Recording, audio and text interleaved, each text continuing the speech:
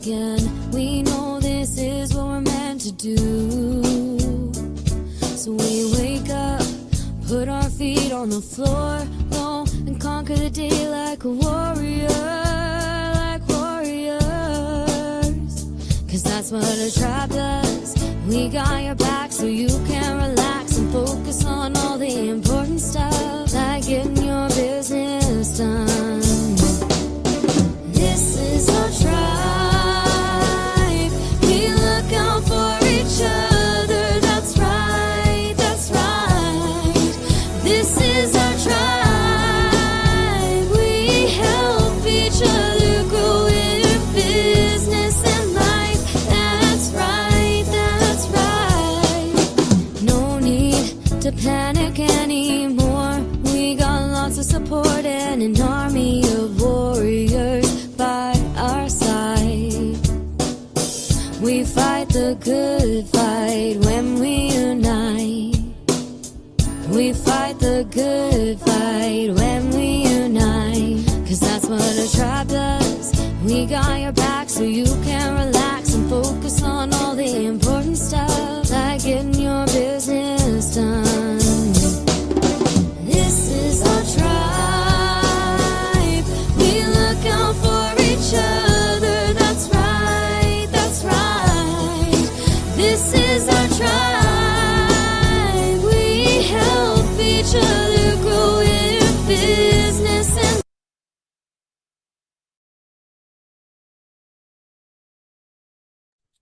Good morning, good afternoon. It helps if I figure out where the mute button is today. Oh my goodness. My name is Sondra. I am the host of the Coffee Shop Show, sponsored by the Explore Pro Tech Community Tribe. I have the privilege today to talk with, of course, amazing gentlemen on the panel. We are continuing financial literacy. So we started in April, which April was Financial Literacy Month. So go back and watch the April shows because this builds upon each show. Each show builds upon each other. That's the words. Oh boy, words today. So today we're talking about pitching your idea, pitching to investors, financial, so on and so forth. So of course we have amazing tribe members, and I knew right away who we were going to speak to. Declan is an educator and a business owner, and he's also helped in our space in business programs. He is the one that teaches on pitching. So Declan, how are you today? Sondra, I am great. I'm great, thank you. What about you? I'm good. It seems like I'm going to struggle with words today, but that's fine. That means it's real and live. So why don't you introduce yourself and tell us like how pitching in a compact version works. Okay, well, so my name's Declan Williams. I'm the co-founder of a company called Lesetja, and I'm an educator, and I've had education involved in my whole life, everything from actually being a teacher to my current job as customer success, where you kind of onboard and educate adults. And when it comes to pitching, what I've learned through teaching and actually having to do it myself is that you're telling the story of your business. And if you go and you watch, there's a TED talk about how to tell stories, and essentially it's this hero's journey that I love to talk about. And you've got to be able to kind of take it within context. But the hero's journey is you've started somewhere, you've realized there's an issue, you've gone through trouble, and that trouble would be your traction, the finding the customers, the blood, sweat, and tears that you've put into it. What skin in the game have you put in? You know, what pit of despair have you put yourself into in order to be able to find this problem? And then what are your learnings coming out of that? And usually, if you go and find a good kind of story diagram, it's a circle. The hero always starts where he or she ends, and the journey is about the learnings, about how we are better, but we always are trying to get back to where we were because we just found this problem. And we found this problem with where we were at the beginning of that story. So Pitching is essentially telling the story and convincing people to come on board with you. So the first time I ever pitched was the light bulb moment. Actually, I'll talk about it just for Lesetja. The first time I ever pitched for Lesetja was when I needed to find co-founders. So everyone has this very Americanized idea about pitching is just purely for funding, where it's not. I had to pitch this idea to bring the 3 co-founders that I have on board with me now, because I have no idea how to develop software or how to code. So essentially, you're pitching for resources. You're trying to find things, trying to put puzzle pieces together that you simply don't have. And I had the idea, I had the vision, but my co-founders had the skills and the ability to pull this dream off. And eventually, if you're lucky enough and good at pitching enough and selling, it eventually becomes their dream as well. And 5 years later, I should bloody hope so that it is. And that was the first time I ever pitched. And I have 3 co-founders. We're still together 4 or 5 years later developing on this idea. And over time, we've eventually got to the point now where we're thinking about looking for some investment. And people are going to throw funny words at you. Are you looking for angel investment, post-seed, pre-seed, post-revenue, pre-revenue, series A, B, C, D, all of this type of stuff? But basically, it's just what those words mean is where you are in your life cycle and what type of story are you able to tell. Post-revenue is obvious. You're already making some money, so you have a little bit more leverage.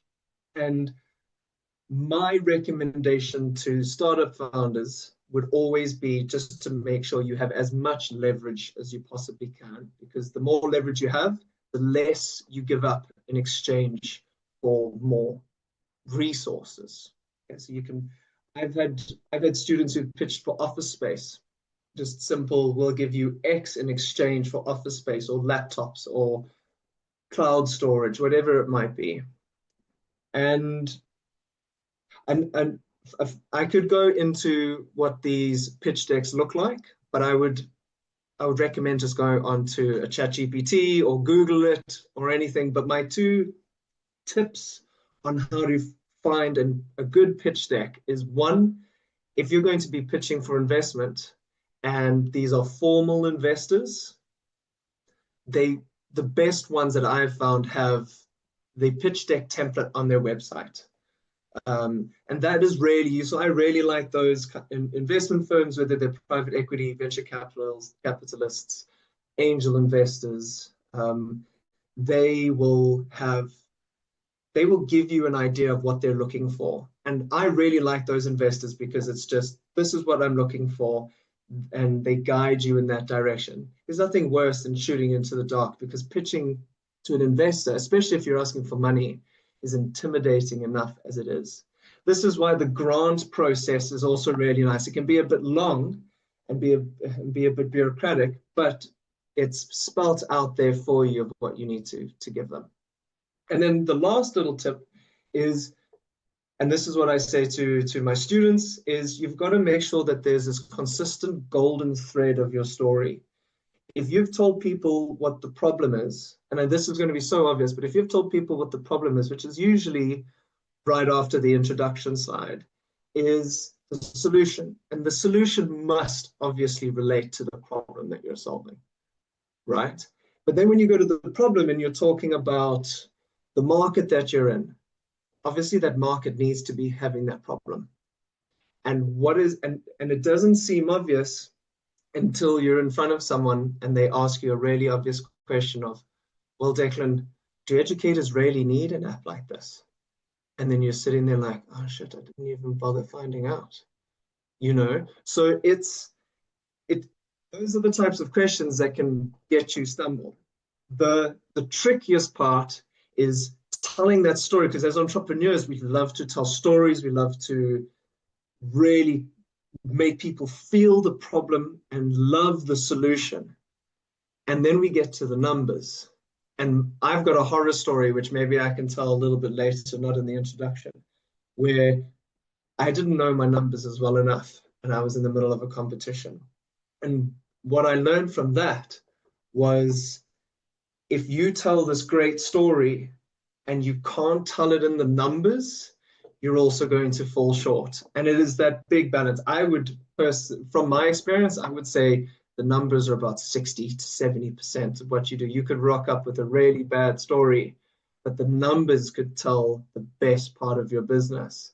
And it's like, okay, I can back this person, and then we can figure out the story later. But if you don't have the numbers, you're not locking into the minds of the person who wants to give you money. Yeah, I think that is a great way to get us started. Lots of bit of talking points there for you to grab onto, Sondra, and then I'm happy to jump in where you need me.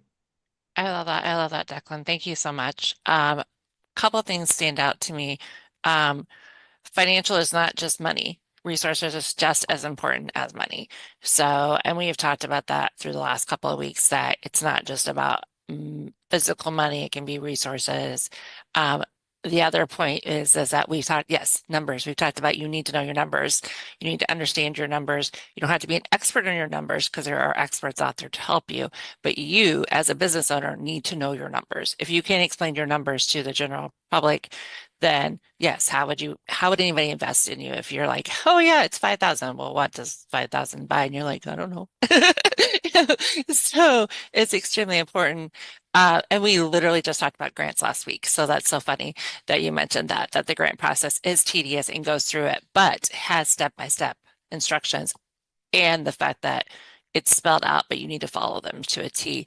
And I love your tips, because we talked about building relationships with investors or inside investor companies, but we really talk about looking at their website and using that as part of our building a pitch or getting to know the company. So I like that tip.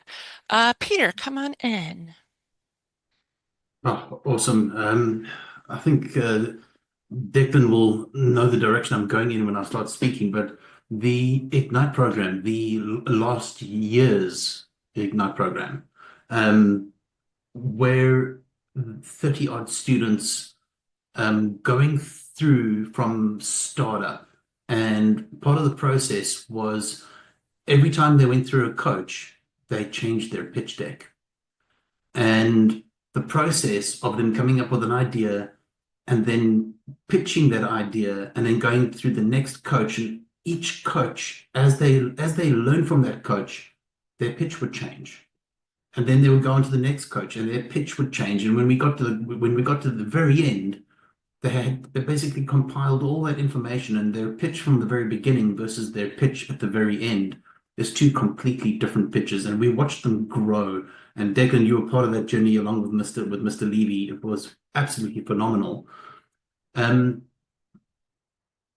think this is more of a question than it is actually a statement, or it could be a bit of both. How important is it that as you develop your ideas, to almost alongside your idea, as your idea grows, to continuously develop and change your pitch deck to match where your idea is going?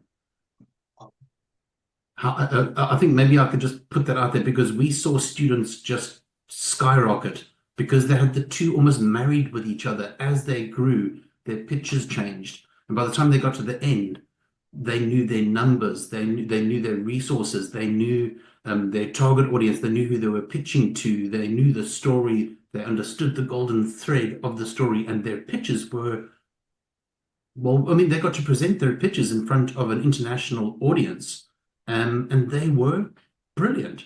They were brilliant. So how important is that marriage?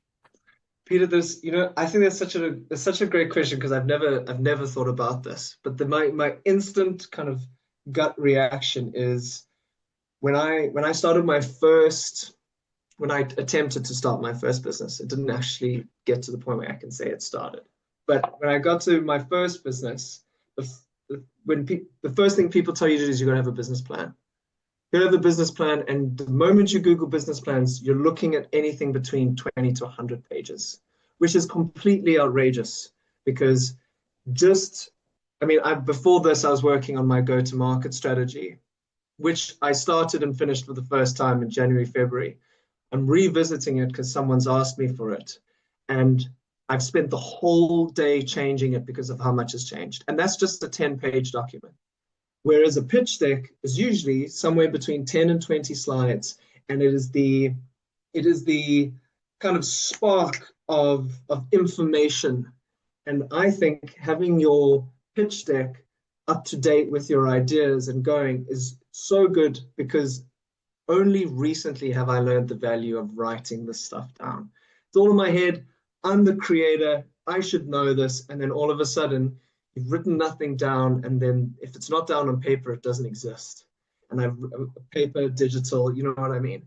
So that actually would be a great lesson, is get your pitch deck down and constantly let it adapt, because I'll get into the structure of a pitch, and there's 3 elements to the actual documentation that I'll recommend, but having it written down is such good clarity for you as a founder, as a businessman. So I think that's a great idea, and my answer to that would be yes. I love that, Declan. Your brain is made for processing that story, so write it down. The pen never forgets. Your brain will forget. Like, and I don't care if you got kids, don't have kids, whatever, your brain will forget. I have 5 kids, 4 grandbabies, so my brain forgets constantly. Don't ask me how many people got called by the wrong name, because grandbabies were in town and stuff, so I was calling everybody by the wrong name. Mr. L, good evening, sir. Good evening, Sondra, Pira, Declan, long time no see, my friend. Hi, Hendrick.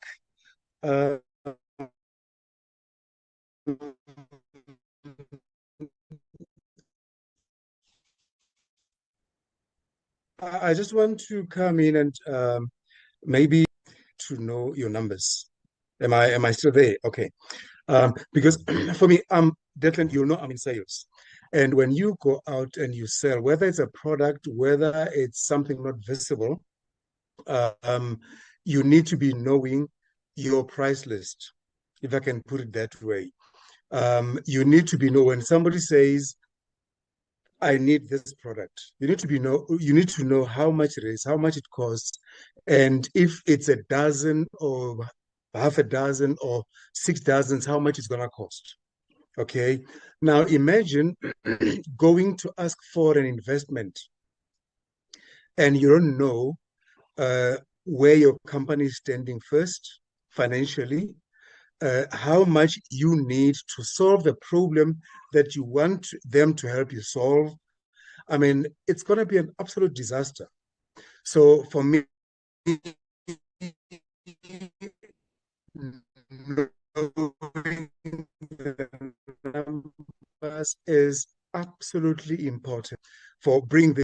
Sometimes you just want to go in like, let me see how much they can sponsor me for, without you going in with a problem and getting them to give you a solution which is mostly financial. You're going to be looking for $500,000 and they'll give you 100,000, which will not bring you closer to where you want to be. So knowing where your company is, knowing how much you need to solve your problem and what the effect thereafter is going to be, that's important for me. Thank you so much, Lesetja Mokou from Litmok, your business development agents. I love that, Mr. Al. You broke up a few times, but I get the gist of it, that you need to know your numbers and what those numbers are going to produce as far as effect and how they're going to affect your company and the outcome of your customers. I think that's extremely important. Mr. Hendrick. Hi, sir. Good evening. I always love Mr. Hendrick because he comes from the perspective of a physical company where most of us have a virtual company or service-based company. And so I love to hear Hendrick's information. And you've done pitch decks, of course, because you were in the Ignite program. Yes, I actually had the pleasure of being coached by Mr. Levy and Declan when it comes to pitch decks. So I think I'll head through now. Evening, everyone. I think to add on what Mr. Lesetja has just said also, when it comes to knowing your numbers or what type of funding do you want, I believe it's important for us to understand also the different type of investors, because it doesn't assist for you to just go out there and say you're looking for investors or funding. When I initially joined the Ignite program, one thing I was after the opportunity to grow the network, know people to speak to, and also be able to be around people who can assist me when it comes to funding. But the biggest lesson I got also was when it comes to understanding your numbers and also understanding the type of investors that are out there, you are able to make a well-informed decision based on that. Because I've made quite a few people also in my life outside the Ignite program. And besides, because on a more often than not, we actually come across a point where you ask for 500 and they 500,000 and then they offer you less. So in my case, there were instances where I'd say I'm looking for example 2 million, and whoever was applying after they went through our numbers and everything, they started asking us to why not 20 million? Why not go bigger? Why are you limiting yourself? So because again, I understood what type of funding or what type of investing I needed in the company, I started blocking everyone else, be it the crowdfunding, be it your angel investors, and then started working only with I'm looking for the term incubators and accelerators. So that's the space where I found myself in, looking for those type of people, because I understood that the danger of getting funding, for example, while I'm looking for 2 million, I'm offered 20 million. I'm going to misuse the 18 million because I do not have plans for it yet. So the moment I understand the stage, the growth of the business as to we were here and now we're here, then I can be able to make decisions based on what I've managed previously. To say, initially I managed 2 million a year.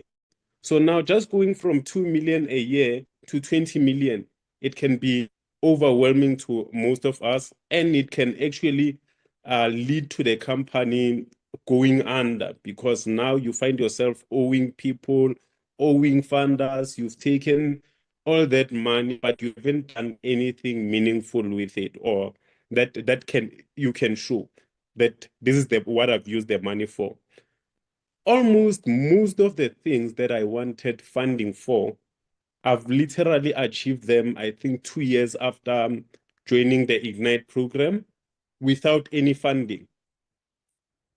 I've literally achieved about 80% of these things without any funding. All I got was I got the mentors, I got people to speak to. The instances where I just pop out on Declan's WhatsApp, he knows, and then I'd be like, look what's happening in my space now.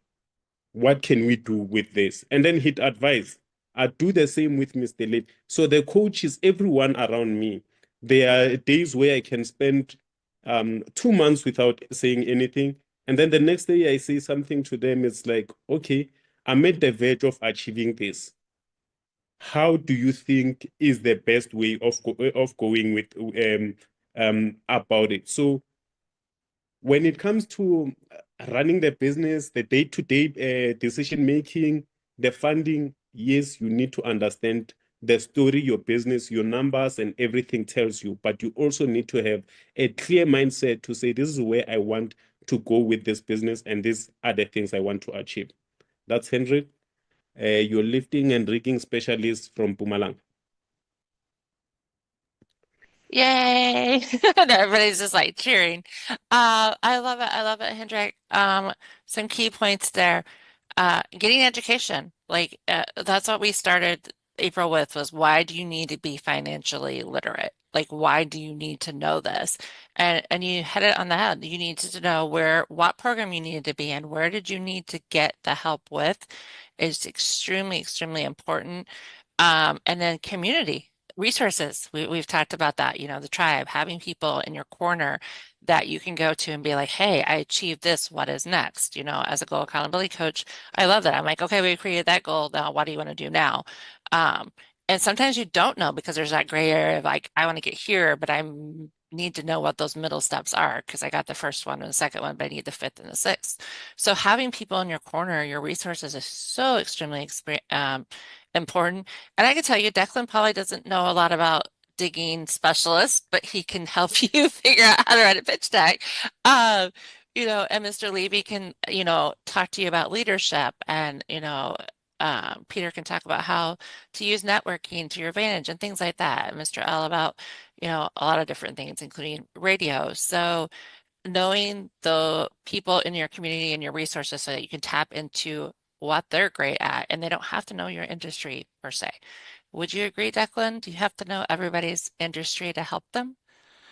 No, business is pretty transferable.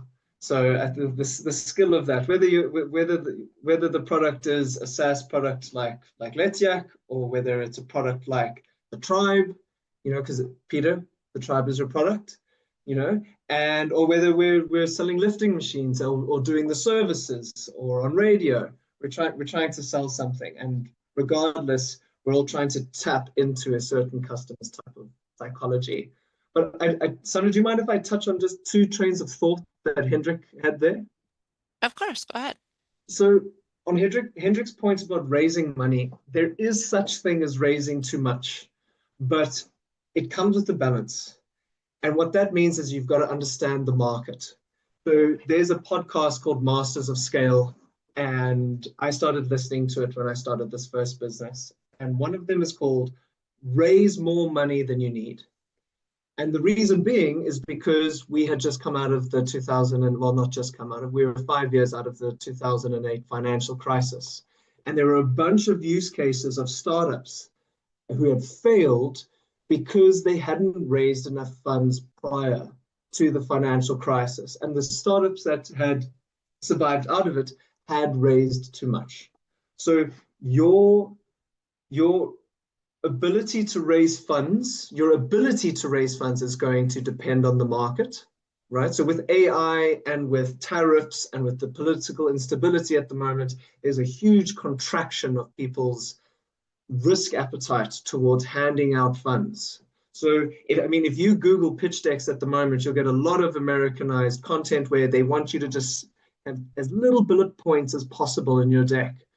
But for most, especially us in the emerging markets and immature investment markets, the investors that you're speaking to want a lot of detail. So that industry and that kind of market appetite, you want to have a look at where you are in the economic scale.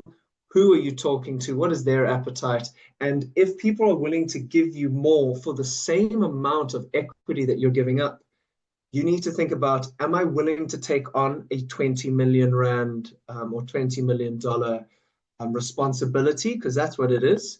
But the responsibility actually is the equity that you give up, because you're only responsible for the 5, 10, 50, 80% that you're, hopefully not 80%, but that you're going to give up.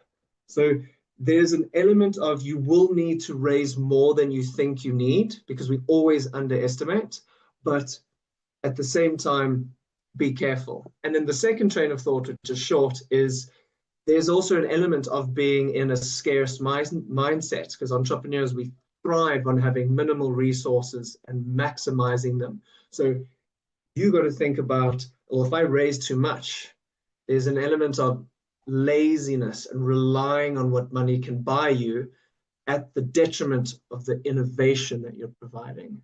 So you as the founder, as the person who's coming up with this strategy, that's, in my opinion, the best balance that you need to come up with. So understand the markets, understand the risk appetite, and understand what but psychology is going to come into play when you raise that money. I love that. I love that, Declan. Real quick, can you define what do you mean about giving up equity? We always want to make sure we define words because we're Okay. making sure our audience is newbies to experienced business owners and everything in between. So we want to make sure we define words. So when you're saying equity, what do you mean by that?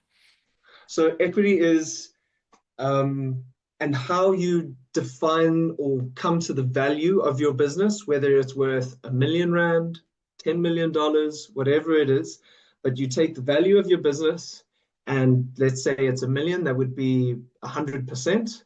And you would go, the basic, I'll do the basic maths, but it's never actually this simple. And if we want to get into like how we can divvy this up and how more can come into it, we can. But essentially it's, hey, Sondra, Lesetja is worth R1 million. I need 100,000 Rand in order to expand into Zimbabwe. So 100,000 of $1 million is 10%. So you get 10% of my company in exchange for that. It's not usually that simple. The maths, if it was that easy, it would be amazing, but it's not. But that is essentially it. So equity is the percentage that you give up in exchange for the resource that you're asking for. Thank you, thank you. And yes, we'll keep it simple just for today's show so that we don't get lost into that part of it. But yes, thank you for explaining that because some people don't always necessarily know business words. So we want to make sure we're meeting everybody in our audience. Peter, come on in. Okay, so I think let's just assume we have the ultimate pitch deck. We understand our space, we understand our golden thread. Our pitch has been tried and tested. We've done our homework. It doesn't end there. It really doesn't end there. Normally, then we've discovered what investor type or what investment type we're looking for. We know exactly who we're looking to pitch to, but then we seem to forget we're not pitching to a business. We're pitching to a person. It doesn't matter what space you're in. If you have a perfect pitch deck and you pitch to the business but not to the person, you lose. You lose every single time. So it's not just a question of, okay, so this is the company I'm pitching to, let me investigate the company. It's a question of, this is the individual within that company I'm going to be pitching to. I need to do my homework on that person. You need to know what it may seem like rather trivial, but it could be the difference between you actually speaking to that person where they're actually hearing you because you're speaking in a way that really relates to them, rather than a way that just relates to the business that you're actually looking for investment from. So I would suggest that before delivering a pitch, if you know the person that you're going to be pitching to within that business, investigate that person. It's a simple thing to do. Maybe you find out they've got 10 kids and 3 dogs. And you're like, wow, how does he have 10 children? Goodness me. It's a relatable thing. So now you have the ability to understand the person or understand the person better within that space. And it doesn't matter how you boil it down. You are always pitching to a person. Always. If you are pitching within the same space but to a different person, you're going to want to investigate that person because it's going to be done slightly differently or just slightly differently. And those slight little changes make the hugest impact. So be sure you know who you're pitching to. Don't just go, oh, well, I've investigated the business, so I know what to say, and then off you go and you do your thing. You could miss by a nautical mile. I don't know if you guys know the concept of you're sailing at sea, but you're 1 degree off. By the time you've done so many nautical miles, you are so many degrees off course that you're going to miss the island that you're aiming for. So it's about staying true. It's about staying on course. And I think that whole process of actually finding out who you're talking to keeps you within that degree of missing it by a mile, if that makes any sense. Back to you, Sondra. No, it does make sense. And I mean, you can be talking to a bank, but the bank has tellers, they have accountants, they have CEOs, CFOs, they have all these different roles in a company. So even though you might know what the company's about, like you said, the personal, but even what their role is. So maybe you're going to talk to them and you pitch this way, but then you got to talk to the next level and the next level and the next level. And you need to know those levels and treat them all with dignity and respect. Don't get me wrong, the tellers to the CEO and everything in between. But knowing what level they are or what they do in the company is also important, because then you can be like, hey, you're an accountant, so you're going to understand numbers. Hey, you're, you know, I don't know, you're the security guard. You're not going to understand accounting numbers. Like, let's be real. So knowing what their role is in the company is also important, because you can tweak your pitch deck towards that too. So yeah, definitely, I like the personal aspect too, but also knowing what people's roles are, and also knowing that just because they said yes doesn't mean it's a yes for the company. That doesn't mean you just get the money same day. Like there could be levels to it. And I know Peter's done that a couple of times where they've met with one person in the company and then a couple of people and then to the board and da da da da. So knowing the structure of the business and the roles that people play is important, and can give you a little bit of a leg up and be like, hey, I know you're the, you know, and you've been here 10 years and you've been in this role for 2 years and you just got there. Congrats for your congrats for getting where you're at, or whatever that is in between. So I do love that personalized touch. I'm definitely a feelings person, emotions person. So I definitely would want that to be in my pitch, because that would be more truly to me versus going robotic or unemotional on it. Declan, come on in. We're going to have to wrap up in just a few minutes. Go ahead, Declan. So what you two are talking about in this world is called due diligence. So you've done your pitch, and now depending on which organization you're talking to. So if Sondra used the example of a bank, you're not going to get investment from a bank. You're going to get a loan, and the loan process is a heavy due diligence process, especially because from the next month after getting that loan, you're going to have to start paying it back. So that's a whole different ball game to say an angel investor who is looking to get a short amount of money and be with you for at least, my magic number I say is 7 years. If you are looking for an angel investor and they want to be with you for the short term, they're not an angel investor, they're a gambler, right? So that's the first thing. And then Peter, just sticking with your example, with your maritime example, is to stay on course. You also have to remember that you got to pick the right person. Entrepreneurs, if there's anything that you get out of this, is you are allowed to pick the people that give you money. There can be nothing worse that can throw you off more than a degree on your course than having someone, and I'm not even talking about toxic, I'm not talking about they've got a drinking problem, I'm not talking about any of that. I'm talking about the fact that investors will have on their profiles, I invest in education, I invest in tech, I invest in SaaS, I invest in agriculture, I invest in manufacturing. They will tell you. And if I'm going to go up to someone who would invest in Hendrick's business, they're going to laugh me out. It's going to be a very short meeting. So if you haven't done your research before you've arrived, you will look silly before you even when you walk through the door. So that's the first thing. And then Peter, great point. You're always pitching to the person. So do your research. As an education entrepreneur, the best thing, my favorite person to pitch to is someone who has kids or someone who has been in this process. Even though my startup isn't for juniors, it's like, so do you have children? Yes. So you know the value of education then. Well, then let's continue this legacy. And it's such an easier conversation to have than someone who's not. So make sure that you research the person, research the company, and make sure that you want them there. Rather turn money down than have the wrong person come on board with you. Because, and on that as well, terms and conditions. Find someone who understands the due diligence and the terms and conditions process, because they can say, well, a horror story I've heard is, Declan, I'm only going to take 5% of your business. but I want 50% of the voting rights. And 5% is nothing because, all right, that's awesome. I've still got 95% of my company, but that person has 50% of the decision making. And people try and do this and put this in the little tiny writing in the contract. So make sure you have a team behind you to understand that. Yeah, definitely, Declan. The fine print matters. So having people like Declan or Peter or a lawyer, Nicolene, I was like, I forgot her name. Anyways, having those people in your corner so they can review things is so important, especially if you don't understand those terminology.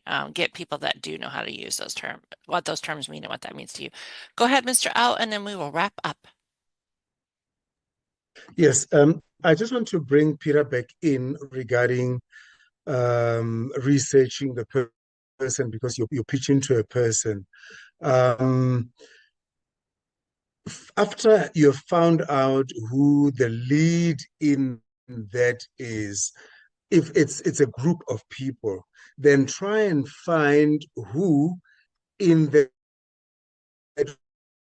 group has got more influence. In that, if it's a board of directors, the influence in the board, that's the person you focus on. The rest of the people are there, yes, but the influential person is the person that you focus on, because if you pitch the person's heart, they're gonna anyway. Am I right? But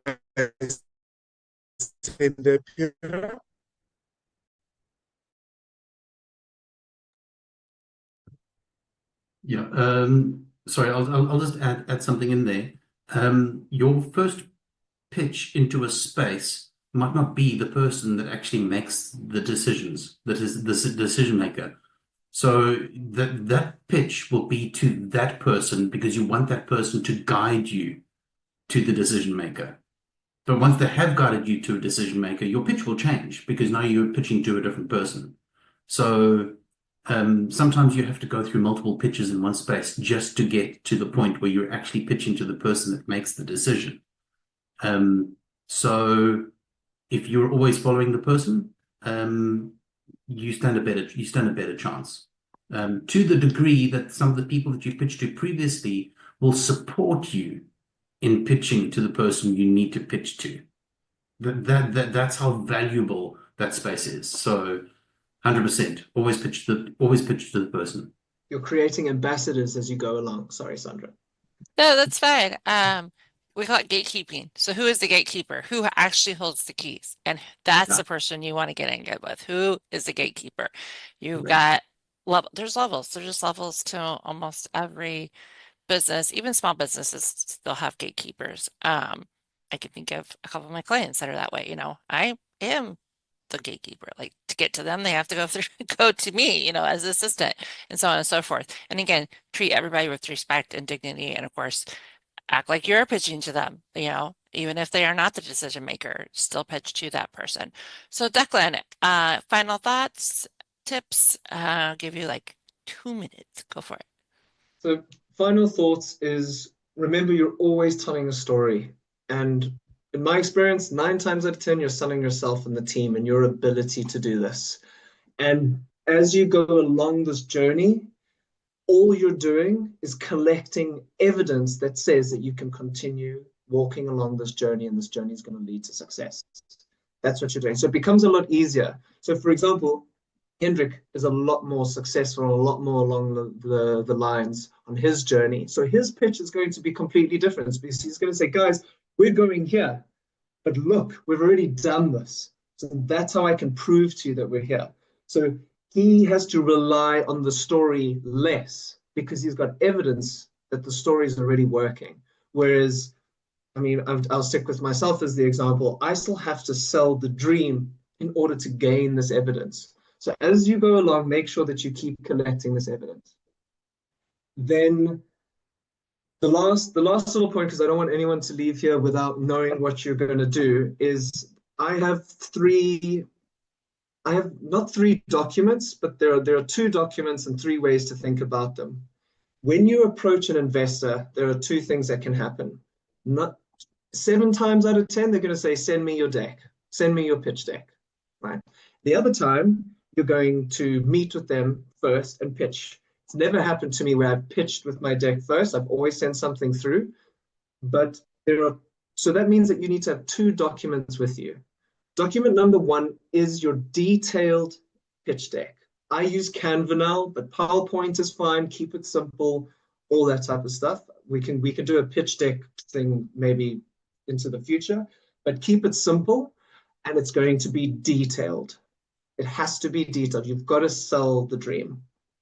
When you're actually doing the presentation, that has to be simple, because you can't, the best way to summarize this is if there's a lot of writing on the board, people are reading and they're not listening, right? You need to make sure you've got a couple of points up there and you talk from those points, and it keeps people engaged and it's visual. So what you would do is you would start off with your pitch as almost like a cue cards, then your pitch deck, which is, I call an information pack, which is what you send out, that's detailed. And essentially your pitch deck is your script to what you're saying in your presentation.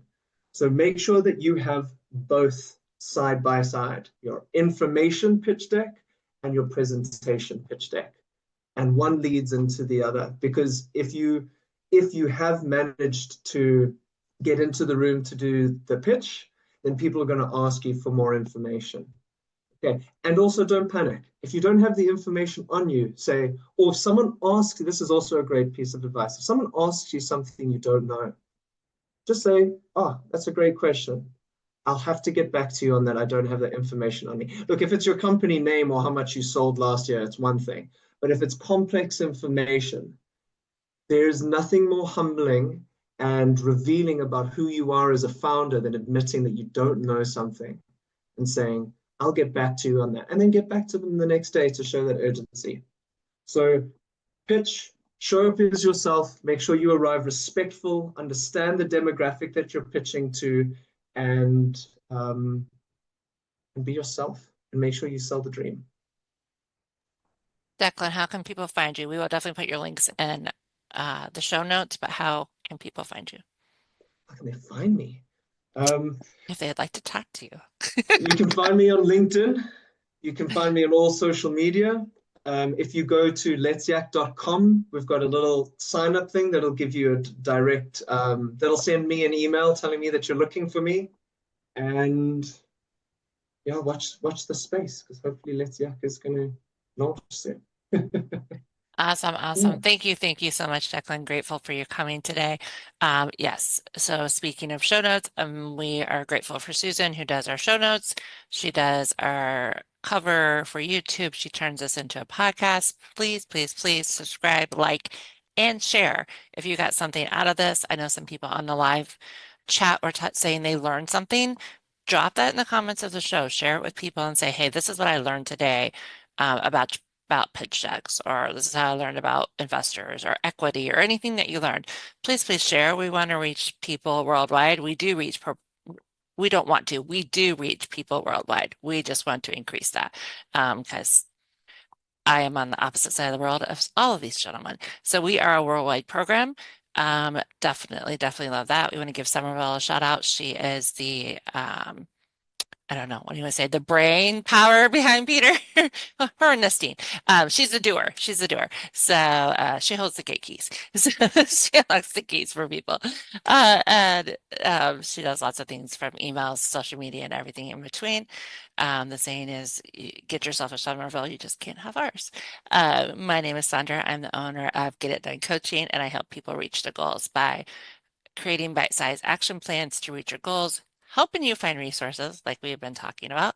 And then the accountability, you're 75% more likely to do something if you have accountability. Peter, why don't you take us out? Awesome. So just a big thanks to Declan, Lesetja, Hendrick. You guys are amazing. Sondra, absolutely brilliant once again. That brings us to the end of another show. If you're out there and you have something that you want to discuss or talk about, or you're a startup, you're in the startup phase, or you're more established and you want to get back to your roots, which is always very important, just reach out. Our information will be in the description, or will be linked in the description. Reach out, let's have a conversation. With that being said, may all your wildest entrepreneurs